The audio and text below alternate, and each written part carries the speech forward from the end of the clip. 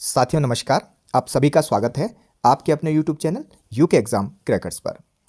साथियों, उत्तराखंड प्रवक्ता भर्ती परीक्षा 2024 के तहत जो हम प्रश्नों की सीरीज चला रहे हैं उसमें मैं आज आपके लिए लेकर आया हूं राज्य, उसकी परिभाषा और उसके निर्माण से संबंधित जो प्रमुख तथ्य हैं, ये सब हम इस संपूर्ण वीडियो में जानेंगे।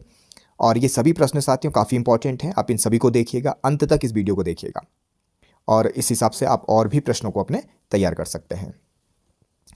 साथियों, सबसे पहला प्रश्न है, राज्य के वर्ग सिद्धांत का समर्थन किसने किया है? राज्य के वर्ग सिद्धांत का समर्थन किसने किया है साथियों? तो इसका जो सही आंसर है वो है साथियों मार्क्स, एंजेल्स और लेनिन। ये जो तीन विचारक हैं, इन्होंने राज्य के वर्ग सिद्धांत का समर्थन किया है। इसकी शुरुआत साथियों कार्ल मार्क्स के द्वारा की गई थी, जिसमें कार्ल मार्क्स बुर्जुआ वर्ग का सर्वहारा वर्ग के बीच क्रांति की बात करता है।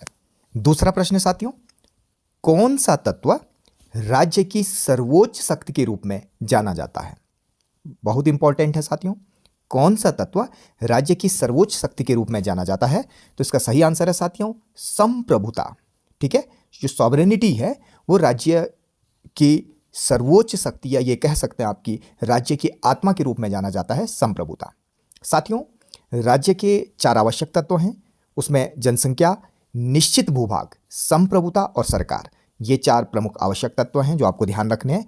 और इनमें सबसे इंपॉर्टेंट, या ये कहें हम कि सर्वोच्च शक्ति के रूप में जिसको जाना जाता है वो है संप्रभुता यानी सॉवरेनिटी। संप्रभुता शब्द का सर्वप्रथम प्रयोग साथियों जीन बोंदा, ठीक है, आपको ध्यान रखना है, जीन बोंदा ने अपनी जो इनकी पुस्तक है डी रिपब्लिका 1576 इसमें किया है। ठीक है, तो सर्वप्रथम संप्रभुता शब्द का जो प्रयोग है जीन बोंदा के द्वारा किया गया है। और साथियों आपको यह भी ध्यान रखना है, जीन बोंदा के अनुसार संप्रभुता नागरिकों और प्रजाजनों पर वह सर्वोच्च शक्ति है जो विधि के द्वारा नियंत्रित नहीं है। इसके बाद तीसरा जो प्रश्न है साथियों, किस सिद्धांत को ऐतिहासिक सिद्धांत माना जाता है? ठीक है, किस सिद्धांत को राज्य की उत्पत्ति का ऐतिहासिक सिद्धांत माना जाता है? तो इसका सही आंसर है साथियों विकासवादी सिद्धांत। साथियों, विकासवादी सिद्धांत राज्य की उत्पत्ति का हम ये कह सकते हैं कि आधुनिक और सर्वाधिक उपयुक्त सिद्धांत है। और साथियों, राज्य की उत्पत्ति का ऐतिहासिक और विकासवादी सिद्धांत राज्य को अन्य मानव संस्थाओं की तरह एक ऐतिहासिक जो विकास है उसका परिणाम मानता है। और साथियों, ये राज्य की उत्पत्ति का जो ये सिद्धांत है ये आधुनिक और सर्वाधिक उपयुक्त, या ये कह सकते हैं हम कि मान्य सिद्धांत है। और इस सिद्धांत के अनुसार राज्य की उत्पत्ति न तो निश्चित समय में हुई और न ही एक विशेष कारण से हुई है। इसके बाद साथियों चौथा जो प्रश्न है, राज्य ही नगर था और चर्च भी, यह वाक्य किस व्यवस्था का विवरण देता है? ठीक है, काफ़ी इंपॉर्टेंट है। तो साथियों, राज्य ही नगर था और चर्च भी, तो ये जो वाक्य है ये यूनानी नगरों का विवरण देता है, या वहाँ की जो व्यवस्था है उसका विवरण देता है। साथियों, प्राचीन जो यूनानी थे वो ये मानते थे कि राज्य जीवन की आवश्यकताओं की पूर्ति के लिए अस्तित्व में आता है और सद्जीवन की सिद्धि के लिए बना रहता है। क्योंकि जो प्राचीन यूनान में राज्य ही जो है उसको सब कुछ माना जाता था, और साथियों राज्य के अलावा कोई दूसरी सत्ता वहाँ पे नहीं थी। राज्य एक सजीव प्राणी के तुल्य है और जो भिन्न भिन्न मनुष्य इस प्रणाली के भिन्न भिन्न अंगों के समान है। ठीक है, तो इसका तात्पर्य उस समय राज्य और चर्च जो है वो भिन्न संस्थाएं नहीं थी, इसलिए ऐसा कहा गया है कि राज्य भी नगर था और चर्च भी। इसके बाद साथियों 5वां जो प्रश्न है, सरकार राज्य का अभिव्यक्त रूप है, यह व्यक्ति के सामान्य उद्देश्यों की पूर्ति करता है, यह कथन किसका है? काफ़ी इंपॉर्टेंट ये कथन है। तो साथियों ये कथन है लीकॉक का। ठीक है, ये लीकॉक का कथन है साथियों। और साथियों सीले और लीकॉक जैसे जो विद्वान थे, इन विद्वानों का कहना है कि परंपरागत राजनीति विज्ञान केवल सरकार का अध्ययन है। ठीक है, और लीकॉक मानते हैं कि राज्य अमूर्त है और सरकार ही राज्य का व्यावहारिक और मूर्त रूप में प्रतिनिधि है जो व्यक्ति के हितों की पूर्ति करता है। और साथियों गार्नर एवं जो ब्लंटसली हैं, ये राज्य के अध्ययन पर इन्होंने बल दिया है और सरकार को राज्य की हितों की पूर्ति का साधन माना है। इसके बाद साथियों 6वां जो प्रश्न है, कौन से विद्वान निश्चित भूभाग को राज्य का आवश्यक तत्व नहीं मानते हैं। ठीक है साथियों, जैसा कि मैंने आपको राज्य के 4 आवश्यक तत्व बताए हैं। ठीक है, तो उसमें जनसंख्या है, निश्चित भूभाग है, सरकार है और संप्रभुता है। ठीक है, तो निश्चित भूभाग को राज्य का आवश्यक तत्व न मानने वाले विद्वान कौन है? तो इसमें साथियों प्रमुख जो नाम है वो सीले का आता है। इसके अतिरिक्त आपको ध्यान रखना है डिग्वी, विलोबी और लिमोन, ये कुछ विद्वान हैं जो निश्चित भूभाग को राज्य का आवश्यक तत्व नहीं मानते हैं। साथियों सीले का मानना है कि भूभाग के बिना भी राज्य का अस्तित्व रह सकता है।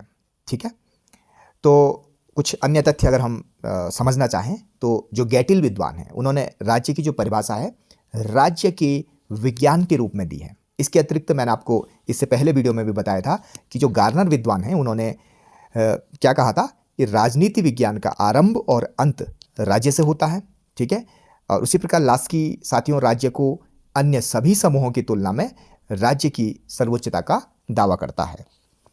इसके बाद साथियों 7वां जो प्रश्न है काफ़ी इंपॉर्टेंट है, राज्यों का वर्गीकरण सर्वप्रथम किसने किया था?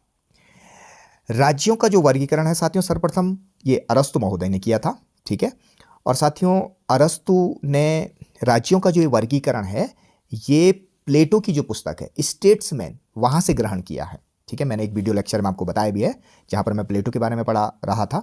तो जो प्लेटो की स्टेट्समैन है तो उसी पुस्तक से अरस्तु ने राज्यों का वर्गीकरण लिया है। ये वर्गीकरण साथियों अरस्तु ने 2 आधार पर किया है। पहला है संख्या के आधार पर, यानी कि जो प्रमुख शक्ति का जो प्रयोग है वो कितने व्यक्तियों के द्वारा किया जाता है, और दूसरा नैतिक आधार पर, अर्थात शासन करने वाले व्यक्ति का उद्देश्य क्या है। साथियों अरस्तु ने अपने वर्गीकरण में पॉलिटी को सर्वश्रेष्ठ शासन व्यवस्था में शामिल किया, जिसके लिए वर्तमान समय में प्रजातंत्र शब्द का प्रयोग किया जाता है। 8वां प्रश्न है राज्य के स्वरूप के बारे में सही है कि राज्य साधन और साध्य दोनों है। ठीक है, अगर राज्य के स्वरूप के बारे में हम स्पष्ट रूप से कहें तो हम राज्य के बारे में क्या कह सकते हैं कि राज्य साधन भी है और साध्य। ठीक है, इसके बाद साथियों 9वां जो प्रश्न है राज्य के सावयव सिद्धांत के समर्थक कौन है? ठीक है, या राज्य के सावयव सिद्धांत के समर्थक हैं तो साथियों ये हैं ब्लंट सली और हर्बर्ट स्पेंसर। ये आपको ध्यान रखना है, जो राज्य का सावयव सिद्धांत या जिसको हम जैविक सिद्धांत भी कह सकते हैं।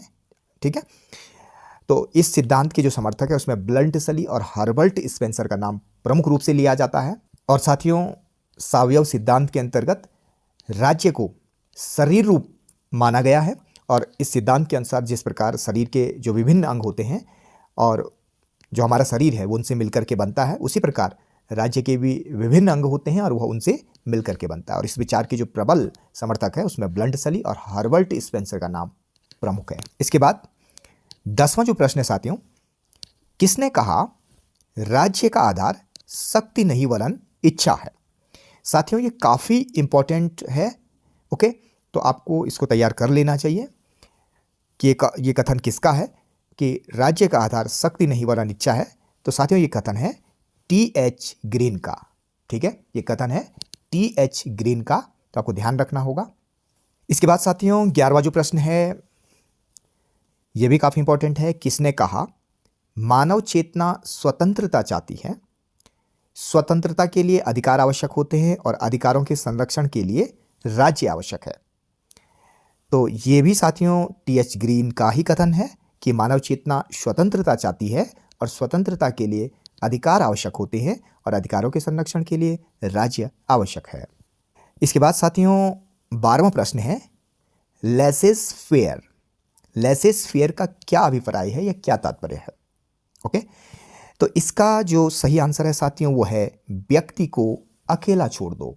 साथियों लेसेस फेयर का शाब्दिक अर्थ है व्यक्ति को अकेला छोड़ दो, और इस अवधारणा के समर्थक विद्वान हम ये कह सकते हैं कि राज्य के कार्यों को अत्यंत सीमित रखना चाहते हैं। ठीक है, बहुत ज़्यादा इंटरफेयर वो व्यक्ति के कार्य में नहीं चाहते हैं कि राज्य करे, और इनका मानना है कि राज्य की अपनी भूमिका सिर्फ कानून और व्यवस्था को बनाए रखने तक ही सीमित होनी चाहिए। इसके बाद साथियों 13वां प्रश्न ये भी काफ़ी इंपॉर्टेंट है, राज्य एक संसार है जिसे आत्मा अपने लिए बनाती है, यह कथन किसका है? तो साथियों ये कथन है हीगल का। ठीक है, हीगल एक आदर्शवादी विद्वान है और इन्हीं का ये कथन है कि राज्य एक संसार है जिसे आत्मा अपने लिए बनाती है। इसके बाद साथियों 14वां जो प्रश्न है काफ़ी इंपॉर्टेंट है, किसने राज्य को एक संप्रभु भू क्षेत्रीय समूह कहा है? काफ़ी इंपॉर्टेंट है साथियों, काफ़ी इंपॉर्टेंट है। किसने राज्य को एक संप्रभु भू क्षेत्रीय समूह कहा है? तो ये कहा है साथियों लासवेल ने। लासवेल ने कहा है राज्य को एक संप्रभु भू क्षेत्रीय समूह। ओके, तो ये आपको ध्यान रखना होगा।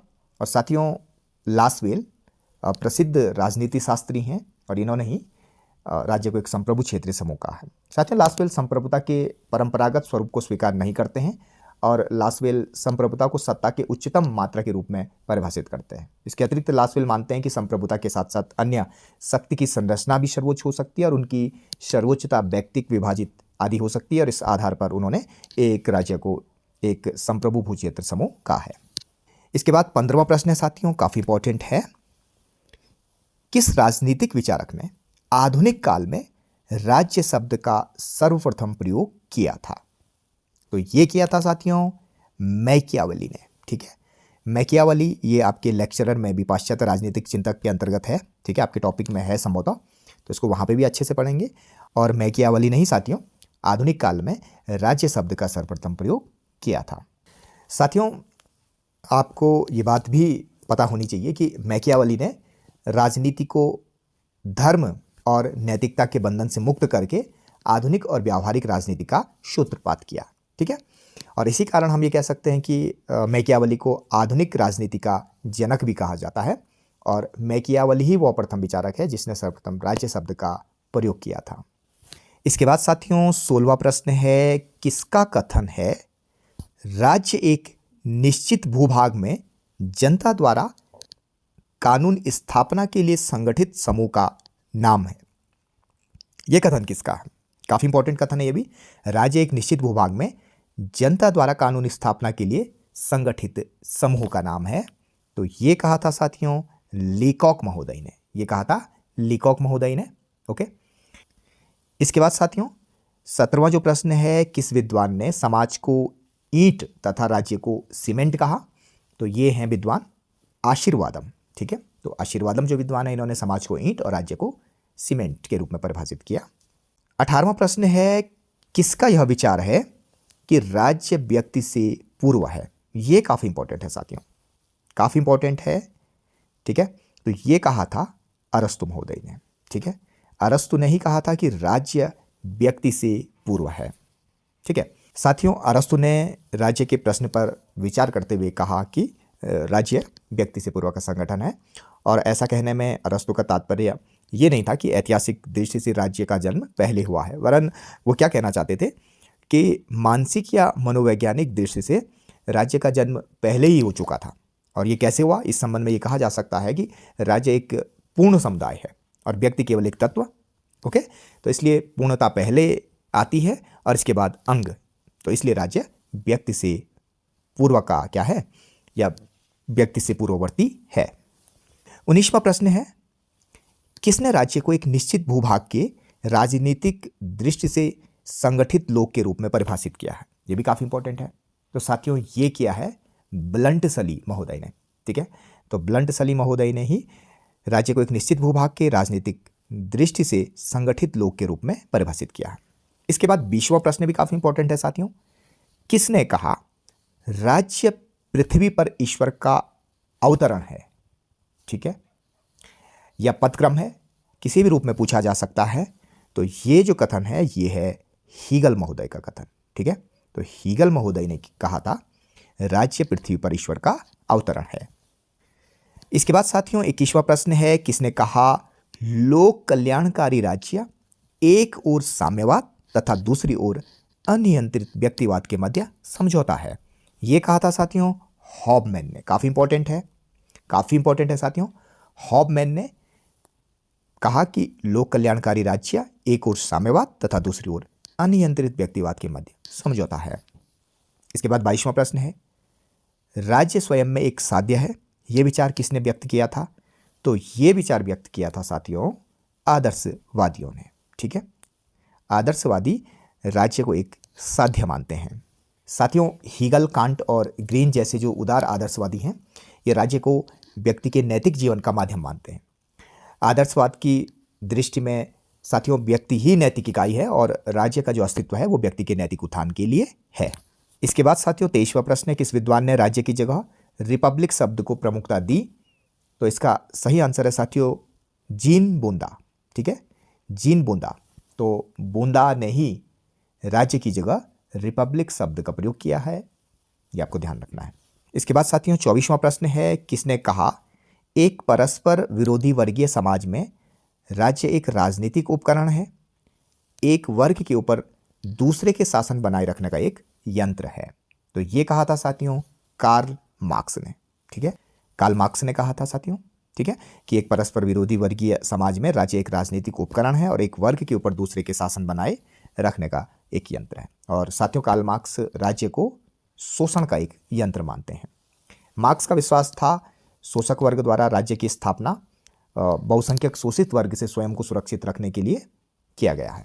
और इतिहास साथियों इस बात का साक्षी है कि उत्पादन प्रणाली में जब जब परिवर्तन हुए तब तक सामाजिक वर्गों के संबंधों में भी परिवर्तन आया है।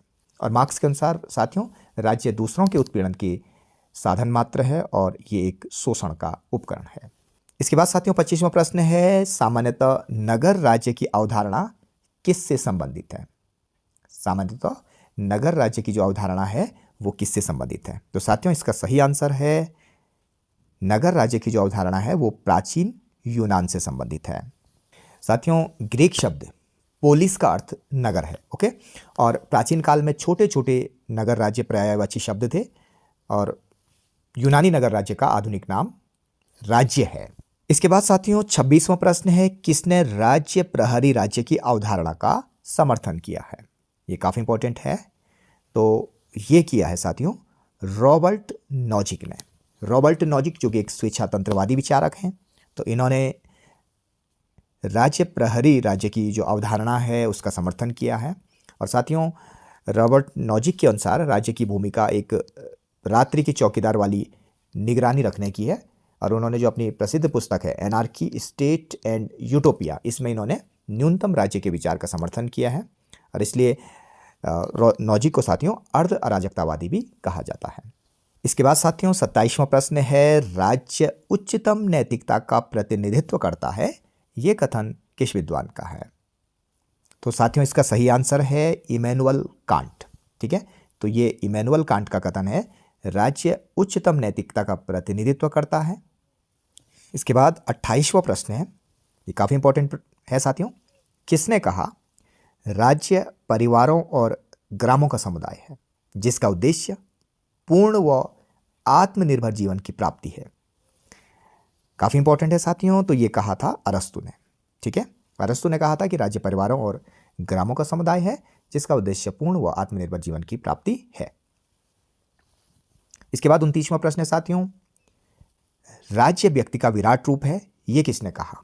तो साथियों ये कहा है प्लेटो ने। ठीक है, ये प्लेटो का कथन है कि राज्य व्यक्ति का विराट रूप है। इसके बाद 30वां प्रश्न है, किस एक शब्द का प्रयोग हॉब्स के द्वारा, थॉमस हॉब्स के द्वारा राज्य को इंगित करने के लिए किया गया है? तो साथियों थॉमस हॉब्स ने राज्य के लिए कॉमनवेल्थ शब्द का प्रयोग किया है। ठीक है, कॉमनवेल्थ, तो ये आपको ध्यान रखना होगा। इसके बाद 31वां प्रश्न है, किस राजनीतिक दार्शनिक ने सर्वप्रथम राजनीति शास्त्र में आधुनिक राज्य की अवधारणा को प्रस्तुत किया? किस दार्शनिक ने सर्वप्रथम राजनीति शास्त्र में आधुनिक राज्य की अवधारणा को प्रस्तुत किया है? तो ये किया है साथियों मैकियावेली ने। मैकियावेली ने, आपको ध्यान रखना होगा, मैकियावेली काफ़ी इंपॉर्टेंट है ये भी। और साथियों सर्वप्रथम राजनीति शास्त्र में आधुनिक राज्य की अवधारणा मैकियावेली ने ही प्रस्तुत की। मैकियावेली ने इटालियन भाषा के शब्द स्टेटो का प्रयोग किया है जिससे अंग्रेजी भाषा का शब्द स्टेट बना है। और इसके अतिरिक्त आप जानते हैं कि मैकियावेली को आधुनिक राजनीति का जनक भी कहा जाता है। इसके बाद 32वां प्रश्न है, किसने कहा, बहुत ही इंपॉर्टेंट है, किसने कहा राज्य केवल समुदायों का समुदाय नहीं वरन सर्वोच्च समुदाय है? बहुत ही इंपॉर्टेंट है। तो ये कहा था साथियों अरस्तु ने। अरस्तु ने राज्य के संबंध में क्या कहा कि राज्य केवल समुदायों का समुदाय नहीं है वरन सर्वोच्च समुदाय है। इसके बाद साथियों 33वां प्रश्न है, किसके अनुसार राज्य का अस्तित्व सद जीवन के लिए है, मात्र जीवन के लिए नहीं? तो ये भी कहा था साथियों अरस्तु ने। ठीक है, तो आपको ध्यान रखना होगा। इसके बाद साथियों 34वां प्रश्न है, राष्ट्र राष्ट्रीयता योगित राज्य है। राष्ट्र, यहाँ पे नीचे से रॉ की मात्रा लगेगी, तो राष्ट्र राष्ट्रीयता योगित राज्य है, यह किसने कहा था? ठीक है, तो साथियों ये कहा था गिलक्राइस्ट महोदय ने। ये गिलक्राइस्ट महोदय ने कहा था। आपको ध्यान रखना होगा कि राष्ट्र राष्ट्रीयता योगित राज्य है। इसके बाद 35वां प्रश्न है साथियों, किस विद्वान ने इस बात पर बल दिया कि राज्य के तत्वों में राजनीतिक आज्ञा पालन के लिए लोगों की सामान्य सहमति को भी ध्यान दिया जाना चाहिए?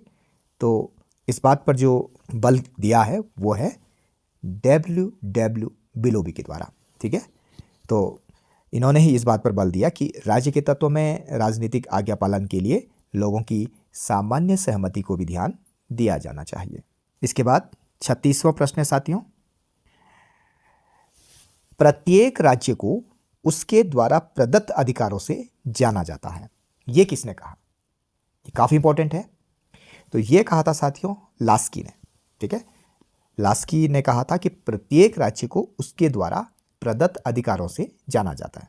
साथियों, अधिकार हमारे सामाजिक जीवन की अनिवार्य आवश्यकताएं हैं और जिनके बिना न तो व्यक्ति अपने व्यक्तित्व का विकास कर सकता है और न ही समाज के लिए उपयोगी कार्य कर सकता है। ठीक है, तो अधिकारों के बिना मानव जीवन के अस्तित्व की कल्पना नहीं की जा सकती है। इसीलिए लास्की के शब्दों में एक राज्य अपने नागरिकों को जिस प्रकार के अधिकार प्रदान करता है उन्हीं के आधार पर राज्य को अच्छा या बुरा कहा जा सकता है। इसके बाद 37वां प्रश्न है, किसने कहा कि सबसे निकृष्ट राज्य भी सबसे उत्कृष्ट अराजकतावाद से अच्छा है? ठीक है, तो ये कहा था साथियों हॉब्स ने। ठीक है, हॉब्स ने कहा था कि सबसे निकृष्ट राज्य भी सबसे उत्कृष्ट अराजकतावाद से अच्छा है। थोड़ा साथियों कहीं पे कुछ ये मात्राएं मिस हो रखी है, तो संभवतः ये PDF में कन्वर्ट करने के बाद कुछ इश्यूज आए होंगे, तो आप थोड़ा इनको करेक्ट कर लीजिएगा। ओके, तो ये कहा था साथियों हॉब्स ने। ठीक है, कि सबसे निकृष्ट राज्य भी सबसे उत्कृष्ट अराजकतावाद से अच्छा है। इसका कारण ये रहा साथियों कि हॉब्स ने प्राकृतिक अवस्था की जो भयावहता है उसका वर्णन करने की कोशिश की और जिसका सीधा संबंध उस समय की अराजक स्थिति से था।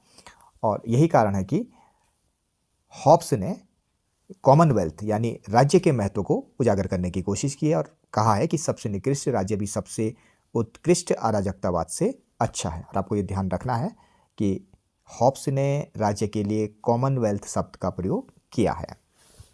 इसके बाद साथियों 38वां प्रश्न है,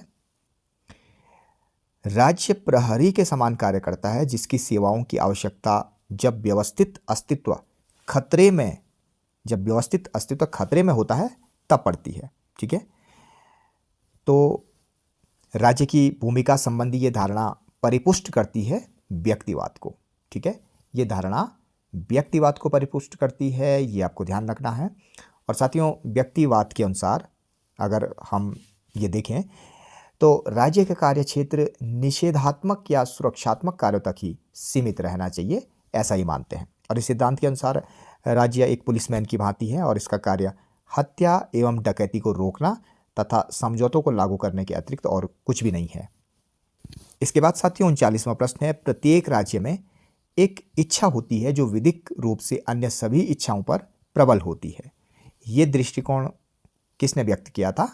ठीक है, तो साथियों ये दृष्टिकोण किसने व्यक्त किया था? रूसो महोदय ने। ठीक है, तो ये दृष्टिकोण रूसो ने व्यक्त किया था, ये आपको ध्यान रखना होगा।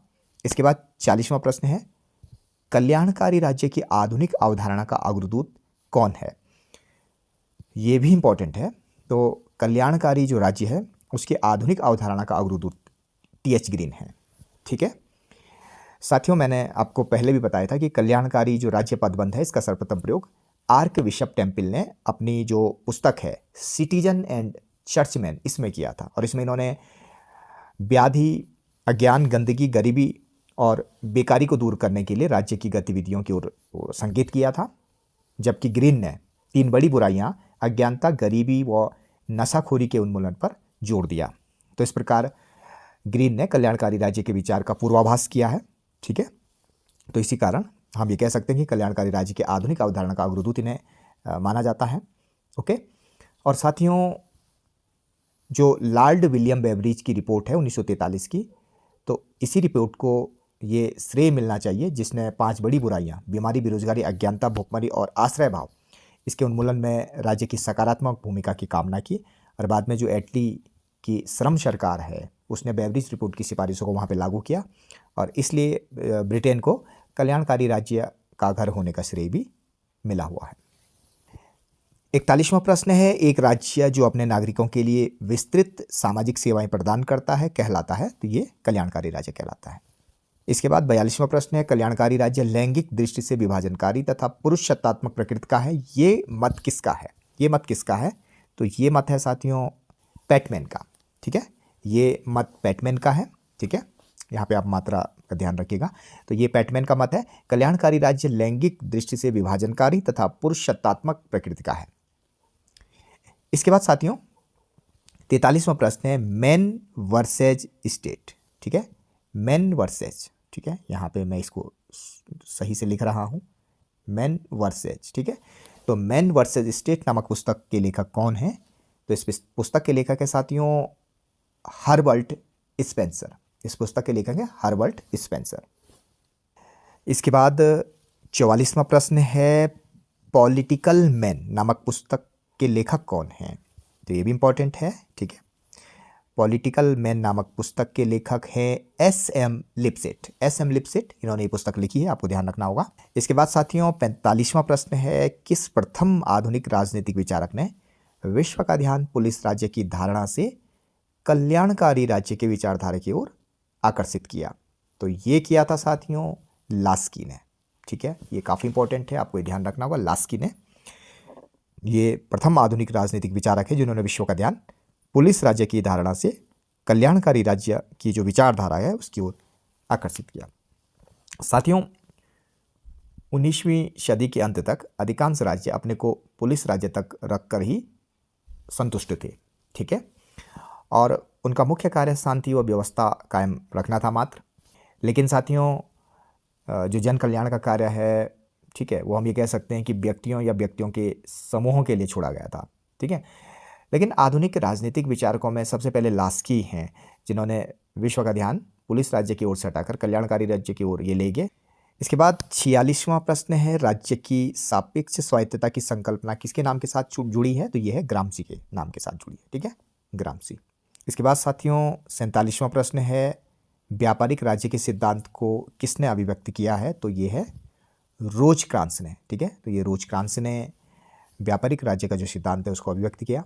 48वां प्रश्न है, भारतीय राजनीति को मांगजन्य व्यवस्था और आदेशात्मक व्यवस्था के बीच संघर्ष का काल किसने माना है? तो ये माना है लायट और सुसिन रुडोल्फ ने। ठीक है, ये भी आपको ध्यान रखना होगा। इसके बाद 49वां प्रश्न है, लोक कल्याणकारी राज्य आवश्यक रूप से संश्लेषण है? तो साथियों लोक कल्याणकारी राज्य आवश्यक रूप से उदारवाद और समाजवाद का संश्लेषण है। ठीक है, लोक कल्याणकारी राज्य आवश्यक रूप से उदारवाद और समाजवाद का मिश्रण है या संश्लेषण है। इसके बाद साथियों 50वां प्रश्न है, सामाजिक समझौता के सिद्धांत के साथ संप्रभु राज्य की अवधारणा को किसने संयुक्त किया? तो ये किया था थॉमस हॉब्स ने। 51वां प्रश्न है, ये भी काफ़ी इंपॉर्टेंट है, किसने कहा रक्त संबंध समाज का निर्माण करता है और कालांतर में समाज राज्य को जन्म देता है? कालांतर में समाज राज्य को जन्म देता है। तो ये कथन है मैकाइवर का। ठीक है, ये कथन मैकाइवर का है साथियों मैकाइवर की एक प्रमुख पुस्तक भी है जो आपको ध्यान रखनी चाहिए, the wave of government. The wave of government. ठीक है, 1947। ठीक है, इसको ध्यान रखिएगा, द वेव ऑफ गवर्नमेंट। ठीक है, इसके बाद साथियों 52वां प्रश्न है, कल्याणकारी सिद्धांत विश्वास करता है कि राज्य एक माध्यम है? ठीक है, कल्याणकारी सिद्धांत विश्वास करता है कि राज्य एक माध्यम है। साथियों कल्याणकारी सिद्धांत ऐसा विश्वास करता है कि राज्य व्यक्ति के व्यक्तित्व के विकास हेतु केवल एक माध्यम की भूमिका निभाता है। और टी.एच. ग्रीन जैसे जो विचारक हैं उनका मानना है कि राज्य का प्रमुख कार्य केवल बाधाओं को बाधित करना है। इसके बाद साथियों 53वां प्रश्न है, राज्य का कार्य अच्छे जीवन की बाधाओं के मार्ग में बाधा पहुंचाना है, ये कथन किसका है? ये भी काफ़ी इंपॉर्टेंट है साथियों। ये है टी.एच. ग्रीन का कथन। टी.एच. ग्रीन का कथन है कि राज्य का कार्य अच्छे जीवन की बाधाओं के मार्ग में बाधा पहुंचाना है। ओके। इसके बाद 54वां प्रश्न है साथियों, यह किसका कथन है? जब राज्य होगा तो स्वतंत्रता नहीं हो सकती, और जब स्वतंत्रता होगी तो राज्य अस्तित्व में नहीं रहेगा। ठीक है, तो साथियों ये कहा था लेनिन ने। ठीक है, इसको करेक्ट कर लीजिएगा, लेनिन ने। ठीक है, लेनिन ने कहा था कि जब राज्य होगा तो स्वतंत्रता नहीं हो सकती, जब स्वतंत्रता होगी तो राज्य अस्तित्व में नहीं रहेगा। अंतिम प्रश्न है साथियों, किसने कहा कि राज्य का स्वरूप मूलतः एक निगम है? ठीक है, तो ये कहा था साथियों मैकाइवर ने। ठीक है साथियों, मैकाइवर ने कहा था कि राज्य का स्वरूप मूलतः एक निगम है, क्योंकि राज्य की सत्ता का स्रोत उसके सदस्यों की इच्छा है, राज्य की स्वयं की इच्छा नहीं। व्यापारिक निगमों की तरह साथियों राज्य के अपने अधिकार और दायित्व होते हैं, जैसे कि निगम अपने शेयरधारकों की इच्छा से ही उन्हीं के हितों के लिए उन पर अपनी सत्ता प्रयोग करता है। तो इस प्रकार साथियों मैं आशा करता हूँ ये प्रश्न प्रवक्ता परीक्षा के लिए आपको काफ़ी फ़ायदा देंगे। तो आप इन प्रश्नों के एवज में कुछ और भी प्रश्न अपने तैयार कर सकते हैं। जो कुछ और प्रश्न छूट जाएंगे तो मैं दूसरी किसी वीडियो में आपको उन प्रश्नों को भी करवा दूंगा, और आप अपनी तैयारी जो है मुख्य परीक्षा की तैयारी स्क्रीनिंग के साथ साथ जारी रखेंगे तो ज़्यादा बेहतर होगा। Thanks for watching.